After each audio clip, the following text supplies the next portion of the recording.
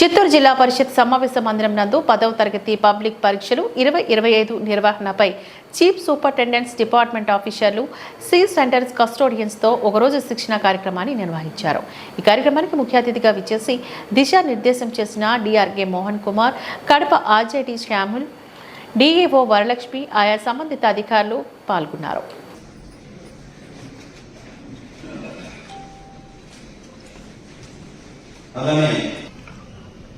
SSC examination కి సంబంధించినటువంటి orientation programme కి ఒక కోఆర్డినేషన్ మీటింగ్ కి హాజరైనటువంటి అందరూ చీఫ్ సూపరింటెండెంట్ కి, డిపార్ట్మెంట్ ఆఫీసర్స్ కి, కస్టోడియన్స్ కి, జాయింట్ కస్టోడియన్స్ కి అందరికి కూడా నా నమస్కారాలు. ముఖ్యంగా ఈ ఎస్ఎస్సి ఎగ్జామినేషన్ కి సంబంధించిన విషయంలో దాదాపు ఆల్మోస్ట్ ఆల్ డిఈఓ గారు కానీ వారి సిబ్బంది కానీ ఈ సంవత్సరం మొత్తం చేసేటువంటి కష్టం అంతా ఈ యొక్క ఎగ్జామినేషన్ తోటలే నివేదితమైంది. అంటే ఒక డిఈఓ గారు వారి సిబ్బంది కానీ ఒక ఎడ్యుకేషన్ డిపార్ట్మెంట్ యొక్క ప్రమాణ విషయం తీసుకుంటే 10th క్లాస్ ఎగ్జామినేషన్ కండక్షన్ బట్టి 10th క్లాస్ ఎగ్జామినేషన్ లో వచ్చినటువంటి మార్క్స్ రిజల్ట్ బట్టి మాత్రమే మనం అక్కడ ఎలా మెయింటైన్ చేస్తున్నామో ప్రామాణికంగా తీసుకుంటున్నాం. ఇక్కడ ఉన్నటువంటి అందరి ఉపాధ్యాయులకి అవగాహన ఉంది. కండక్ట్ ఆఫ్ ఎగ్జామినేషన్ అనేది ఒక కీలకమైనటువంటి బాధ్యత. పాఠం చెప్పడం ఒక ఎత్తు, పాఠాల పిల్లల కింద చెప్పించడం ఒక ఎత్తు, ఎగ్జామినేషన్ నిర్వహించడం అనేది ఒక ఎత్తు. ఈ ఎగ్జామినేషన్ నిర్వహణ బాధ్యత అనేది చాలా దక్షతతో చేయవలసిన పని. ఏవైతే ఎస్ఎస్సికి సంబంధించినటువంటి ఈ ఎగ్జామినేషన్ తాలూకు బోర్డు మనకి కొన్ని నిర్దేశకాలు ఇచ్చిందో ఆ నిర్దేశకాలని తూచా తప్పకుండా పాటించవలసిన బాధ్యత ఈ ఎగ్జామినేషన్ నిర్వహించే వాళ్ళందరి మీద ఉంటుంది. ముఖ్యంగా ఈ ఎగ్జామినేషన్ కి సంబంధించి కీలకమైనటువంటి రోల్ పోషించేది చీఫ్ సూపరింటెండెంట్. అంటే డిఈఓ గారు ఓవరాల్ గా సూపర్వైజర్ చేస్తున్నప్పటికీ ఎగ్జామినేషన్ కి సంబంధించిన సెంటర్ లో ఎక్కడ ఎటువంటి పొరపాట్లు కానీ తప్పిదాలు కానీ జరగకుండా బోధించినటువంటి ఆదేశాన్ని చూచా తప్పకుండా పాటించే విధంగా చేయవలసిన బాధ్యత కన్సర్న్ చీఫ్ సూపరింటెండెంట్. వారికి అనుబంధంగా డిపార్ట్మెంట్ ఆఫీసర్గా లోనేటి వచ్చినటువంటి పేపర్ ఆ రోజు పేపర్ కరెక్ట్గా కాదా, ఆ కోడ్కి సంబంధించిందా కాదా, ఇది చెక్ చేసుకొని కరెక్ట్ గా ఇవ్వాల్సిన బాధ్యత డిపార్ట్మెంట్ ఆఫీసర్. ఏదో సమన్వయంతో చేసినప్పుడు రాంగ్ పేపర్ వెళ్ళడం కానీ రాంగ్ క్వశ్చన్ బుక్లు వెళ్ళడం కానీ ఇలాంటివి జరగకుండా ఉంటాయి. అందువల్ల చీఫ్ సూపరింటెండెంట్ డిపార్ట్మెంట్ ఆఫీసర్లు ఇద్దరు సమన్వయంతో చాలా అప్రమత్తంగా ఈ నెల రోజుల పాటు మీరు సంవత్సరం పాటు పడిన కష్టం అంతా కూడా ఒక కండక్ట్ ఆఫ్ ఎగ్జామినేషన్ లో ఉన్నటువంటి బాధ్యతలు మాత్రమే. ఎగ్జామినేషన్ రాసిన తర్వాత పేపర్ ఇచ్చేటప్పుడు వేరు, దానికి ఎటుబడి మీకు ఒక స్పాట్ వాల్యుయేషన్ పద్ధతి విధానం ఉంటుంది. అది ఒక ప్రొసీజర్ ప్రకారం ఫాలో అవుతారు. దానికి ఎటుబడి దాని స్ట్రిక్ట్ ఎవాల్యుయేషన్ మెథడ్స్ ఉన్నాయి. కానీ కండక్ట్ ఆఫ్ ఎగ్జామినేషన్ అనేది పబ్లిక్ ఓపెన్ లో జరుగుతుంది. ఇక్కడ ఒక హాల్లో జరుగుతుంది. ఆ హాల్లో జరుగుతున్నప్పుడు బయట పబ్లిక్, మీడియా అనేక రకాల వాచెస్ ఉంటాయి కండక్ట్ ఆఫ్ ఎగ్జామినేషన్ పట్ల. సో ఇక్కడ చీఫ్ సూపరింటెండెంట్ ప్రధానమైనటువంటి రోజు ఎగ్జామినేషన్ నిర్వహణలో చిత్తశుద్ధిగా ఉండమని ప్రధానం. ఇప్పుడు అలాగే మీకు ఓరియంటేషన్ ఫస్ట్ లోనే పీపీటీలో చాలా క్లియర్గా అన్ని విషయాల అవగాహన చెప్పడం జరిగింది. కానీ దానికంటే మీకు మీ అందరూ ఈ బుక్ ని 1-2 పర్యాయాలు చదవాల్సిన అవసరం లేదు నా దృష్టిలో. నేను కూడా వాళ్ళ మార్నింగ్ ఈ బుక్ చూశాను, చదివాను. నాకు హ్యాండ్ ఓవర్ చేసిన తర్వాత వాట్ ఈస్ వాట్ దీంట్లో ఏముంది అని చదివాను. నేను UPSC examination, conduct of examination కి కోఆర్డినేటింగ్ ఆఫీసర్ చేస్తున్నాను. కానీ ఏపీపీసీ అనేక పర్యాయాలు. బట్ వాట్ ఈస్ ఎస్ఎస్సీలో ఏముంది అనే కంటెంట్ కూడా చూసాను మొత్తం. వెరీ క్రిస్టల్ క్లియర్ గా ఉంది. Very crystal clear. ఒక ఎగ్జామినేషన్ కి సంబంధించినటువంటి కరెక్ట్ గా ఫాలో అయ్యే వాళ్ళకి, కండక్ట్ చేసే వాళ్ళకి ఇది మదపుకి బయలు లాంటిది, ఓ మదపు లాంటిది. సో దయచేసి ఒకటి 2 పర్యాయాలు చదవండి. అనవసరమైనటువంటి డౌట్లు మీకు రావు. ఆ రోజు ఎగ్జామినేషన్ ఉన్న ఒక చిన్న ఏదైనా ఒక పొరపాటు కంగారు, టెన్షన్ మొదలయ్యి ఇక్కడ సెంటర్ డిఓ గారికి, డిప్యూటీ డిఓ గారికి అందరికీ ఫోన్ చేసి వెంపర్లాడే బదులు ఈ బుక్ ఒకసారి సమగ్రంగా 1-2 పర్యాయాలు మీ అవగాహన స్థాయిని బట్టి, ఒకళ్ళు ఒకసారి చదివితే క్లాస్ చేయొచ్చు, ఒకడు 2 సార్లు చదివితే క్లాస్ చేయొచ్చు, నాకు 3 సార్లు చదివితే క్లాస్ చేయలేమో మరి. సో దయచేసి ఈ బుక్ ని క్షుణ్ణంగా చదవకుండా ఎగ్జామినేషన్ కండక్ట్ చేయడం అనేది నా దృష్టిలో కరెక్ట్ కాదు. ప్రతిదీ పిన్ పాయింట్ ఇచ్చారు. ఒక పీపీటీ ద్వారా జస్ట్ మీకు సీరియల్ ఏదైతే జరుగుతుందో ఒక సీరియల్ తీసుకుంటూ వెళ్ళాలంటే, బట్ దీంట్లో ఈచ్ అండ్ ఎవరీ ఇన్సిడెంట్ ఉంది. వచ్చినటువంటి మాటలలోని ప్రాపర్ క్షుణ్ణంగా వెరిఫై చేసుకోవడం ముందుగానే. స్టూడెంట్స్ సంబంధించినటువంటి ఫెసిలిటేషన్ విషయంలో జాగ్రత్తగా శ్రద్ధ తీసుకోవడం, వాటర్ పంపించడానికి కానీ శానిటేషన్ విషయంలో కానీ తగు శ్రద్ధ తీసుకునే ప్రమాణాలు చేయడం, అలాగే ఇండివిజువల్స్ కి each and every activity proper guide చేయడం.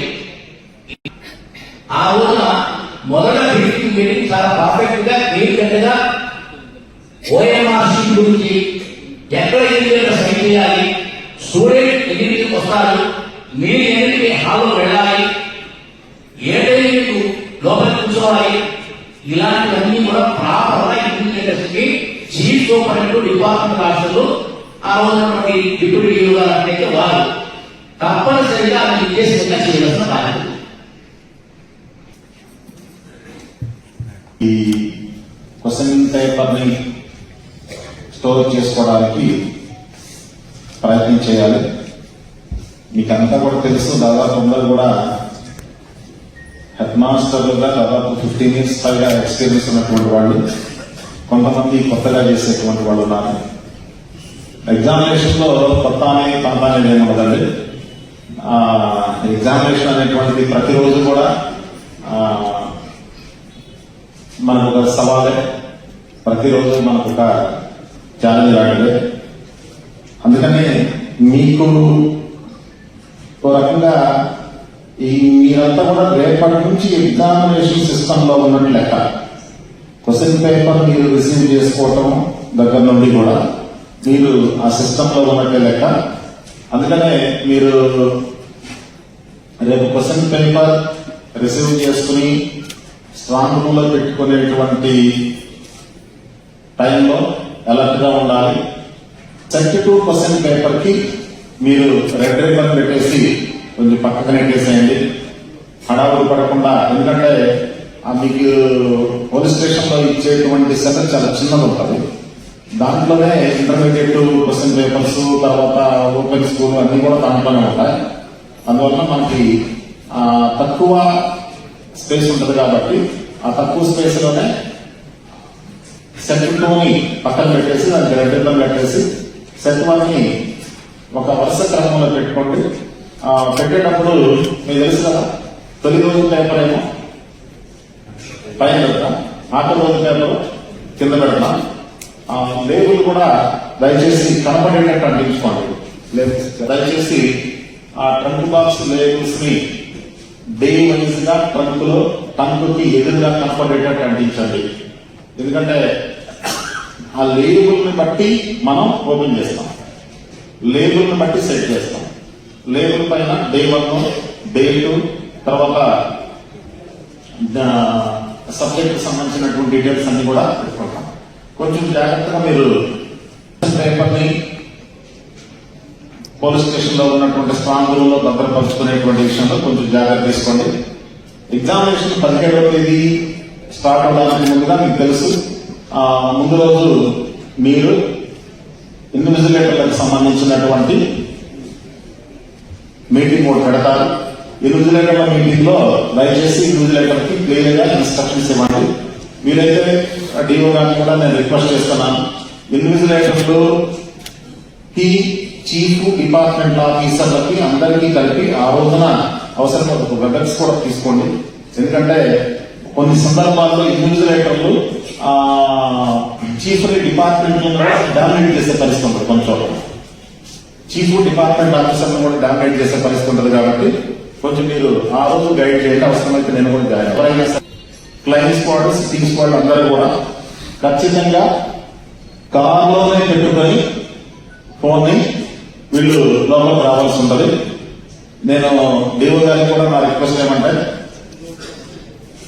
ఎగ్జామినేషన్ కి సిట్టింగ్ స్క్వాడ్ చాలా కీలకం. గమనించుకోవాల్సినటువంటి ముఖ్యమైనటువంటి విషయం ఏంటంటే, ఎగ్జామినేషన్ రోజున దయచేసి అలర్ట్ ఉండండి. 9 డిపార్ట్మెంట్ ఆఫీసర్లకి ఎగ్జామ్ అనేది ఇంటికే స్టార్ట్ అవుతుంది. ఎక్కడ స్టార్ట్ అవుతుంది? Police station. దయచేసి ప్రతి ఒక్క ఇక్కడ వచ్చినటువంటి ప్రతి డిపార్ట్మెంట్ సంబంధించినటువంటి ఏమంటే 7 రోజులు మనం కష్టపడేది, ఓన్లీ 7 days. ఈ 7 రోజులు మీరు 8 కల్లా పోలీస్ స్టేషన్ లో ఉండడానికి ప్రయత్నం చేయండి, ఉండండి కూడా.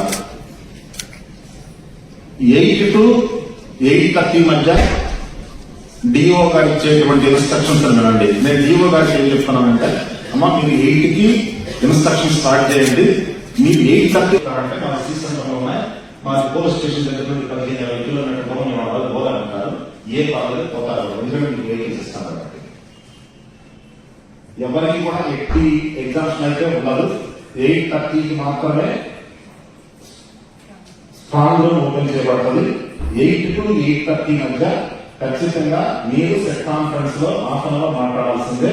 హాఫ్ అన్ అవర్ మాట్లాడడానికి కావాల్సినటువంటి కెపాసిటీ ఇప్పుడు నుంచే డెవలప్ చేసుకోండి. 7 రోజులు పోలీస్ స్టేషన్ లో అటెండ్ అయ్యి సెట్ లో చెప్పేటువంటి విషయాలు విని ఆ తర్వాత వాళ్ళ ఎగ్జామినేషన్ సెంటర్కి పోతారు. 8:30కి స్ట్రాంగ్ రూమ్ ఓపెన్ చేసిన తర్వాత 8:30కి మీరు కాల్ బాక్స్ ఓపెన్ చేసి క్వశ్చన్ పేపర్ బండిల్స్ మీరు తీసుకునేటప్పుడు కొంచెం ఒక్కసారి జాగ్రత్తగా, ఇది చాలా జాగ్రత్త. జస్ట్ 1 minute ఆ క్వశ్చన్ పేపర్ బండిల్ పైన మీరు కాన్సన్ట్రేట్ చేస్తే ఇంకా మీకు ఎప్పుడు రాదు. డేస్ లో మనం అలర్ట్ గా ఉంటే ఖచ్చితంగా ఆ రోజు క్వశ్చన్ పేపర్ మాత్రమే తీసుకుంటాము. తీసుకుని సెంటర్ కి వెళ్తాము. వెళ్ళిన తర్వాత నాకు తెలిసి ఒక సి సెంటర్ తప్ప మిగిలిన వాళ్ళందరూ కూడా 9 లోపే ఎగ్జామ్ సెంటర్ కి రీచ్ అవుతారు. అంటే 8:30కి ఓపెన్ చేస్తే 8:30కి మీరు క్వశ్చన్ పేపర్ తీసుకుంటారు.